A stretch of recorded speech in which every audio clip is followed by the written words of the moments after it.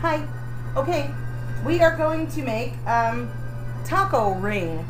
My friend Cindy Witoski, she's in Pennsylvania.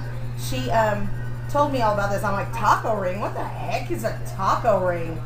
And she's like, you take crescent rolls and you make a ring and you stuff it with meat and then you bake it until it's done. And she went into all this detail, and then I'm like, girl, just show me a picture.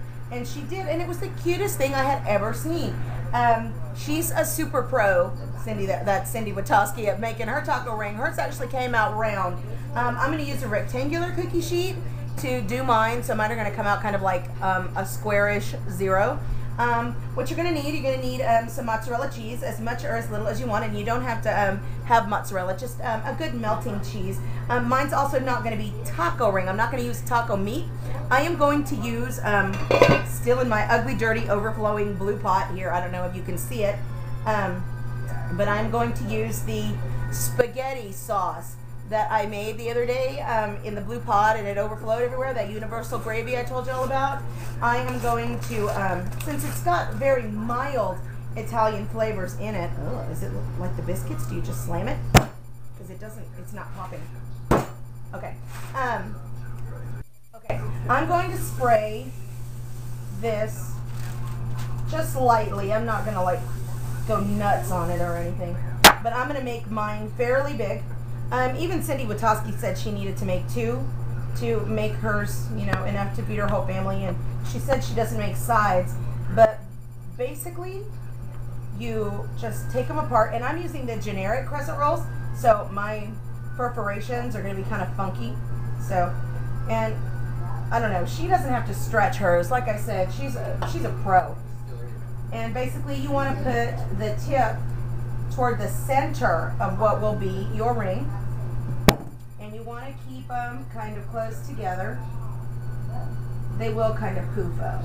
I don't know how close Cindy puts hers together, but we're gonna do it like this. And like I said, mine's not gonna be a ring, mine's gonna be a square. And I am going to probably make 2 or 3 rings myself. I have 6 boys.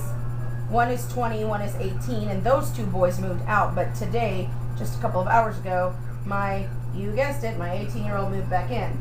And he's already expressed an interest in showing you how to make this meatloaf that he knows how to make. He's a sous chef here in town in San Antonio. So we'll get him on here in a couple of days to make his turkey meatloaf. And let's see, do we need another can? Okay.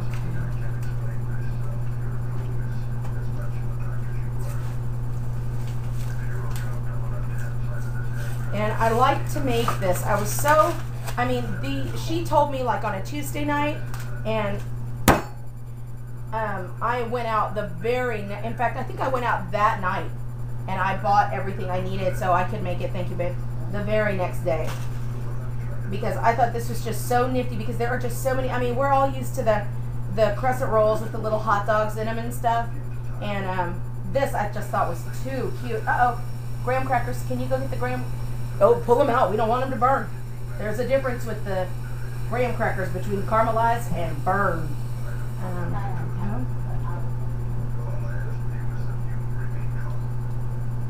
Just make sure all those points that there's 3 points, but make sure the longest one is going toward the center. And I cheat. I stretch the points. But no, now I have 5 boys ranging in age from, my youngest is 10, my oldest is 18 now, back in the house, and I'm going to have to start cooking a whole lot more. And I'm going to be making more laundry soap. So, and there we go. Look at that. Couldn't have worked out perfect. More perfect than this. Look at that. They're going to fit. Okay.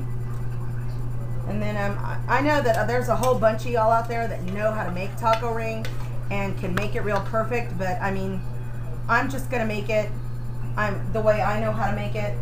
I've only made it a couple of times. And you don't want to put like an enormous amount of meat in there, but you want to put in enough so that when you get a bite, you're full. Yeah, I think I did. I served my roll over a big salad. Well, a moderate salad. Because I just like to make sure that everybody gets a meat, a starch, and a green at every meal.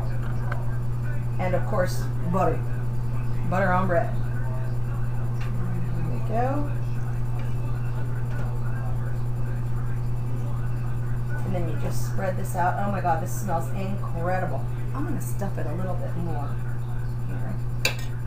And then I buy this big thing of the generic 2-pound block of cheese, and I just cut a hank off and just shredded it large shreds on my box grater. You don't want too much cheese. I mean, of course you can add as much or as little as you like, but I had one of them bust on me. So I was like not amused. I hate waste, and oh, it drives me insane to burn stuff.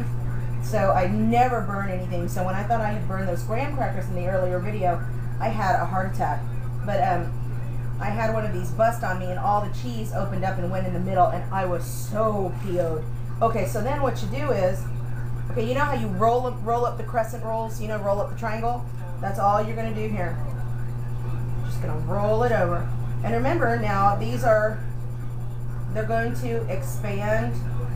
And like I said, mine won't be pretty, but this will give you an idea, and maybe, you know, you can stuff it with chicken, bacon, and Swiss, or, you know, something equally as yummy.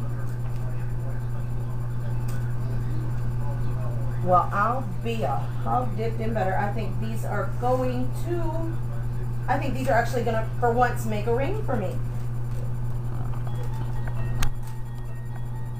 Alright, let's see here. Look at that. Look at that. And I like to go through and make sure that the edges touch. And I just, you know, I cheat. And yeah, I'm not afraid.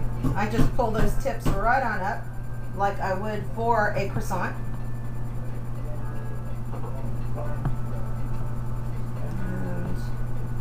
Kind of get it all in there.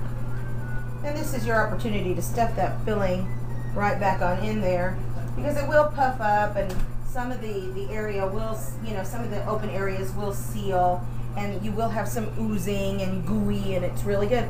Okay, and then we will meet you back here in 12 to 14 minutes, because basically you just unroll them and you make it as per the package directions. And you want to make sure that when you do this, you use a cooked meat, a cooked chicken, or, you know, a cooked meat or turkey or whatever, because you don't want to do this raw, because it does not spend a lot of time in the oven. Just enough time for the dough to get cooked and the cheese to melt and for everything to heat through. And just for the sake of it being golden, I am going to give it a little bit of a spray with butter Pam here. And we'll be back when it's coming out of the oven. Okay, they're out of the oven. Well, the timer went off. I'm taking them out right now. Oh my goodness. And they're not cooked. I have a malfunction.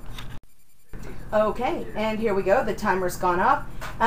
The oven was not quite at 350 degrees, so I almost had a fail on my hands. But here we go. We're going to pull them out and see what they look like. And I sprayed each ring with butter Pam, and then covered it in dried parsley and basil. Not a lot though. Oh, this one's juicy. And keep in mind, these are Italian, so it's going to taste like nice, soft, soggy Italian bread, you know, that's been dunked in spaghetti sauce. These are like some of the most awesome things that I have ever made, and I just want to buy Cindy Witoski a plane ticket so she can come over here and eat with me. I would love to share. Wish you guys were here, but it's time to chow down. Bye.